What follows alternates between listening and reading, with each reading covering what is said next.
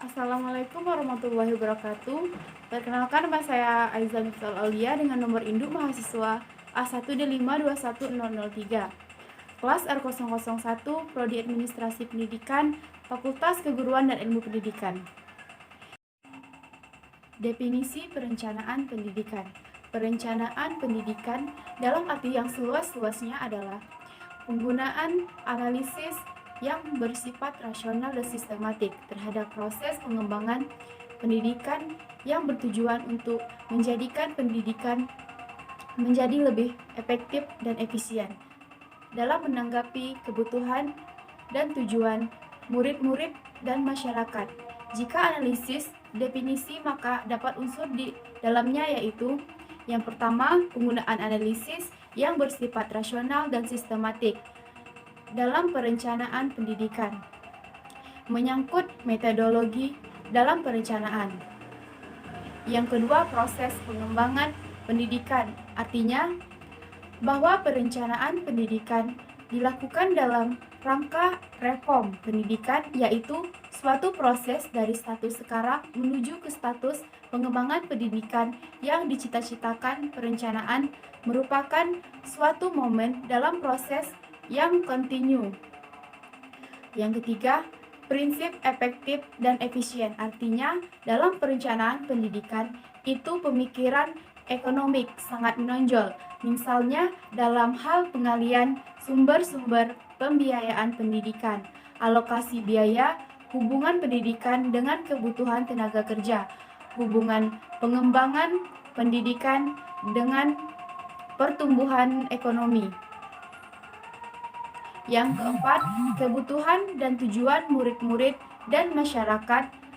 Artinya, perencanaan itu mencakup aspek internal dan eksternal daripada organisasi sistem pendidikan dengan menggunakan status pendidikan yang ada.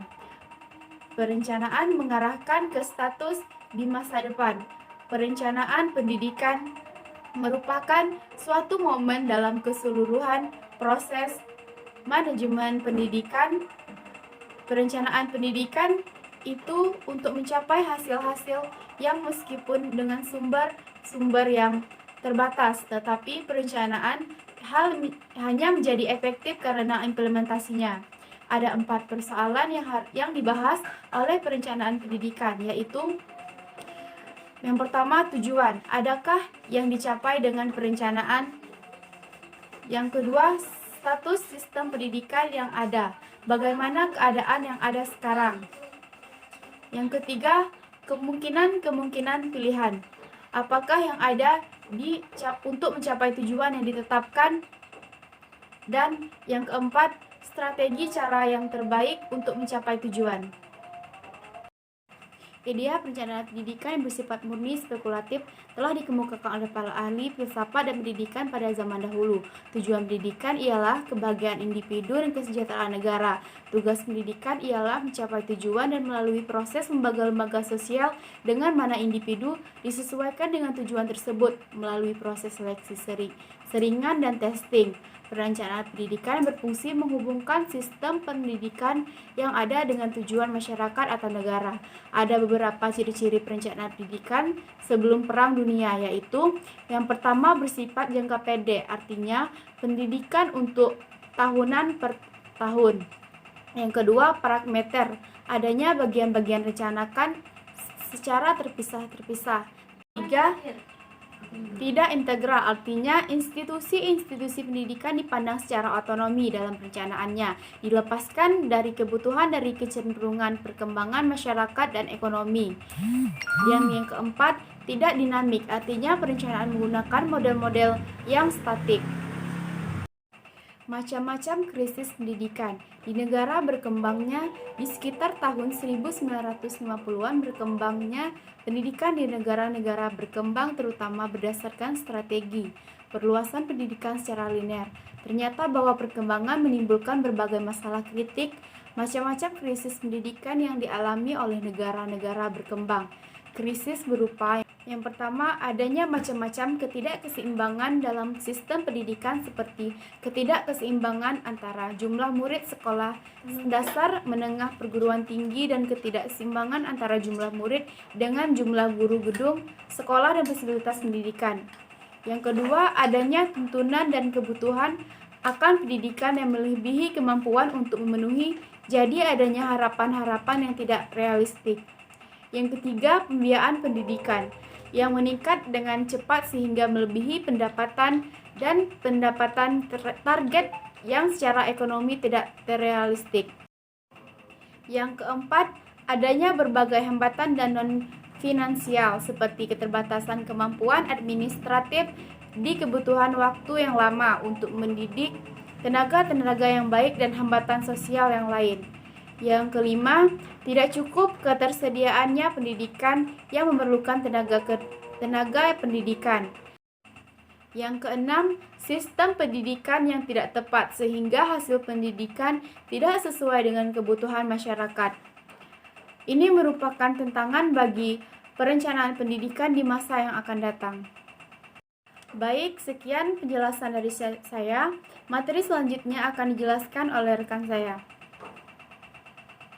Assalamualaikum warahmatullahi wabarakatuh. Perkenalkan, nama saya Putri Meizarinda dengan nomor induk mahasiswa A1D52101. Baiklah, di sini saya akan menyampaikan materi saya yang berjudul Perkembangan dalam teori dan metodologi perencanaan pendidikan.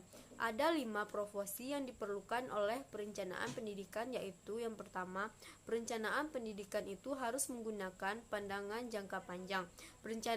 Yang kedua, perencanaan pendidikan itu harus bersifat komprehensif, artinya meliputi keseluruhan sistem pendidikan dengan berbagai-bagai bagian seperti pendidikan formal maupun non-formal. Yang ketiga, perencanaan pendidikan itu harus diintegrasikan ke dalam perencanaan perkembangan sosial dan ekonomi yang lebih luas, atau perkataan perencanaan pendidikan itu harus merupakan bagian dari perencanaan masyarakat.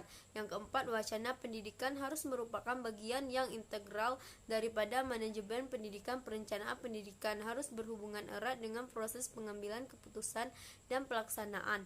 Yang kelima, perencanaan pendidikan itu harus memperhatikan perkembangan kuantitatif dan kualitatif pendidikan. Tetapi ada 3 tindakan yang penting dalam rangka perencanaan pendidikan, yaitu yang pertama, pengembangan konsep-konsep dan metodologi yang secara khusus diperlukan dalam perencanaan. Yang kedua, mengadakan training kepada orang yang bertugas untuk menerapkan konsep-konsep dan metodologi. Yang ketiga, mengadakan penyusunan organisasi dan administrasi untuk memungkinkan pelaksanaan perencanaan pendidikan itu. Perkembangan dalam teori dan metodologi perencanaan pendidikan. Di sekitaran tahun 1960-an berkembangnya 3 macam cara pendekatan dalam perencanaan pendidikan, yaitu yang pertama, pendekatan social demand, yang kedua, pendekatan man forward, ketiga, pendekatan rate of truth.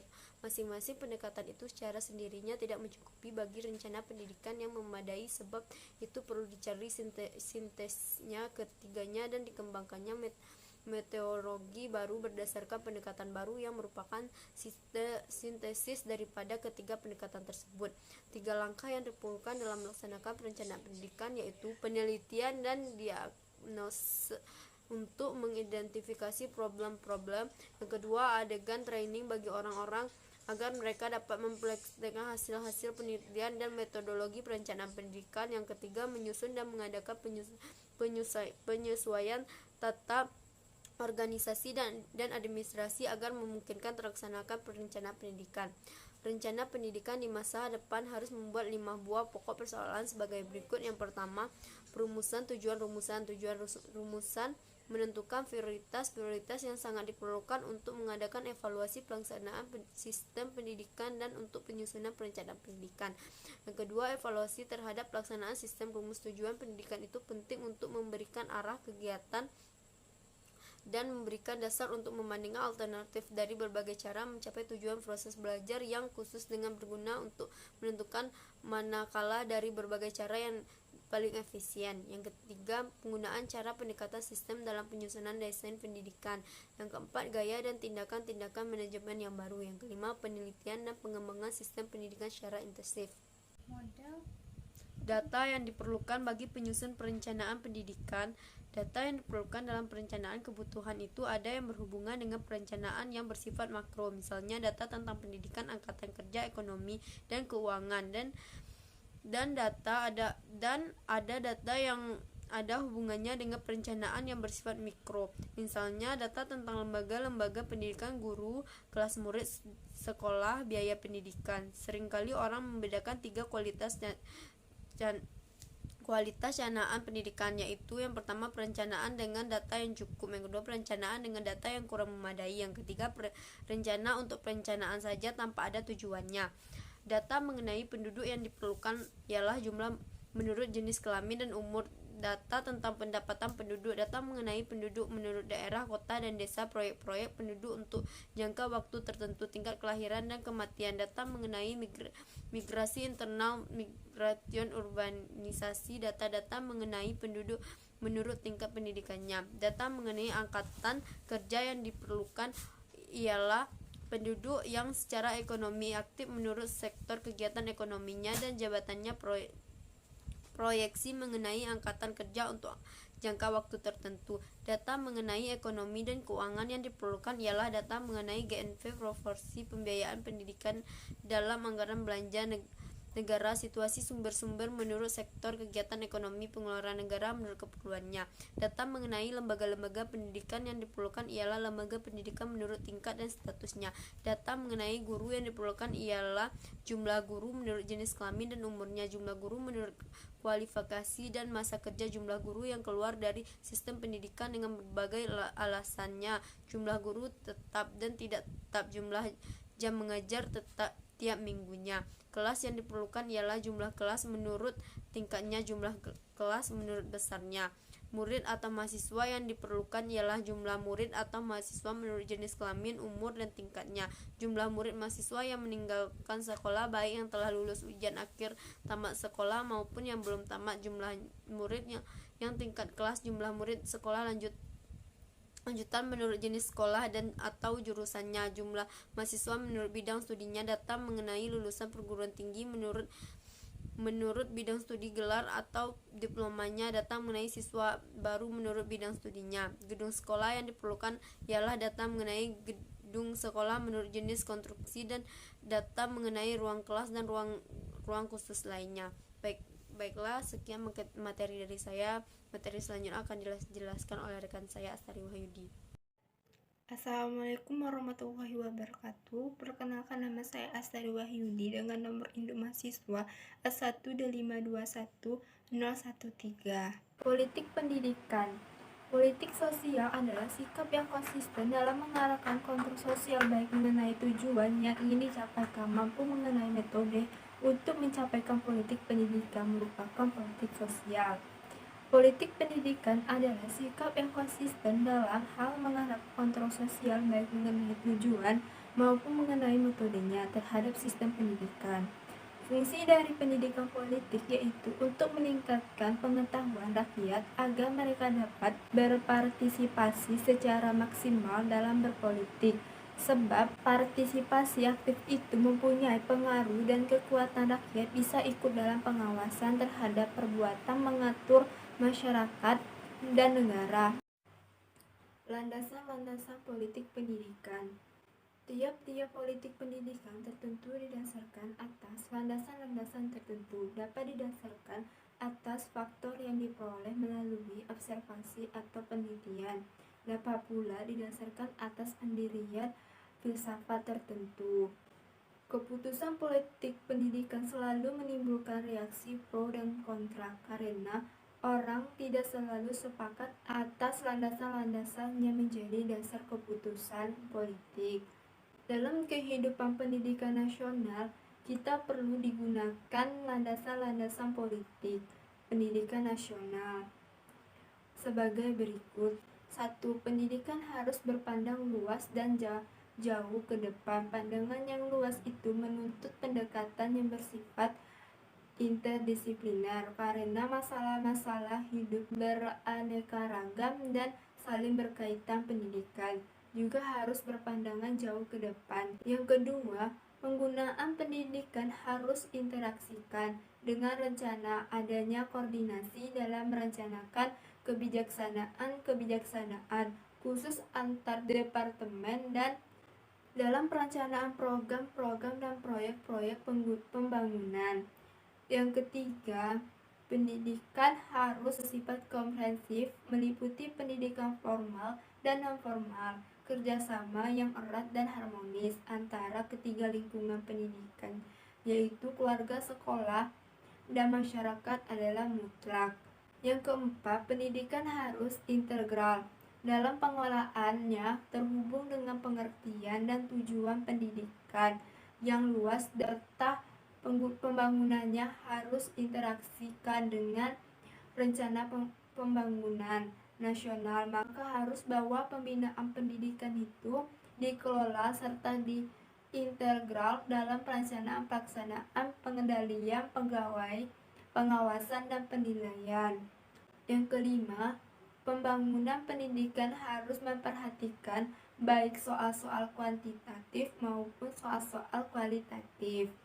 Dalam hubungannya dengan landasan kebijaksanaan kelima ini, dilandaskan bahwa pendidikan tidak hanya bersangkutan dengan soal-soal titip saja, bisa mengenai soal-soal pertambahan cepat dari jumlah anak usia sekolah, tetapi juga dalam pentingnya sekali bersangkutan dengan soal-soal kualitas atau mutu. Hubungan antara politik pendidikan dengan perencanaan pendidikan. Tiap-tiap politik sosial merupakan usaha untuk memecahkan masalah sosial. Meskipun usaha pemecahan itu mungkin berakibat munculnya masalah sosial baru. Demikianlah tiap-tiap politik pendidikan merupakan usaha untuk memecahkan masalah-masalah pendidikan. Oleh karena masalah pendidikan itu bermacam-macam, ada yang bertaraf nasional, regional, dan lokal. Maka politik pendidikan itu juga mempunyai bermacam-macam taraf nasional, regional, dan lokal. Seharusnya politik pendidikan yang bersifat regional dan lokal merupakan bagian dan implementasi daripada politik pendidikan nasional. Tetapi dalam praktik politik pendidikan yang bertaraf regional dan lokal dapat tidak sejalan atau bahkan bertentangan dengan politik pendidikan yang berskala nasional. Masyarakat selalu mengalami perubahan-perubahan sosial akan menimbulkan berbagai masalah sosial. Salah satu bentuk masalah sosial yaitu masalah pendidikan masyarakat, terutama para pemimpinnya. Berusaha memecahkan masalah-masalah tersebut, usaha pemecahan itu menjelma dalam bentuk keputusan-keputusan politik pendidikan. Setelah politik dan strategi pendidikan ditentukan, aplikasinya dalam melaksanakan merupakan tugas perencanaan pendidikan. Secara singkat dapat dirumuskan bahwa perencanaan pendidikan itu merupakan bagian dan implementasi dari politik pendidikan. Sekian materi yang saya jelaskan, saya ucapkan wassalamualaikum warahmatullahi wabarakatuh. Terima kasih.